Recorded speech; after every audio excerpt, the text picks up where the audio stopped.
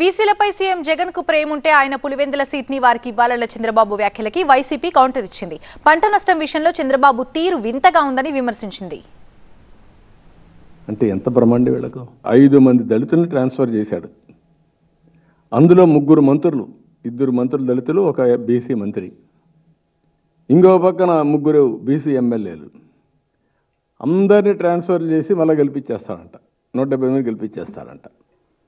అంటే నేను అడుగుతున్నా, నీకు బీసీ మీద అంత ప్రేమ ఉంటే పులివెందుల నెంబర్ 1 సీట్ కదా, ఆ సీట్లో నువ్వు గెలిపించచ్చు కదా. నువ్వు పెద్ద మహానాయకుడివి కదా, నువ్వు ఎక్కడన్నా గెలుస్తావు కదరా. నిలబడి వేరే కాన్స్టిట్యున్సీ తేలిపోతుంది నీ పని కూడా, పులివెందులు కాకుండా. నువ్వు పోయి బీసీ సీట్లు ఎందుకు పోయినావు? చంద్రగిరి రోజులు కుప్పం ఎందుకు పోయినావు? మీ వియ్యం కూడా ఆయన బాలకృష్ణ హిందూపూర్కి ఏం సంబంధం? అసలు నీ కొడుకు మంగళగిరికి ఏం సంబంధం?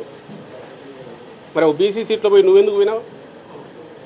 మేము అక్కడ ఒక బీసీని పెడుతున్నాం, నువ్వెందుకు పోయినావు? బీసీ సీట్లో నీ కొడుకు ఉన్న బీసీ అభ్యర్థిని తీసేసి నువ్వెందుకు పోయినావు అక్కడికి? నీ కొడుకుని ఎందుకు తీసుకెళ్ళా?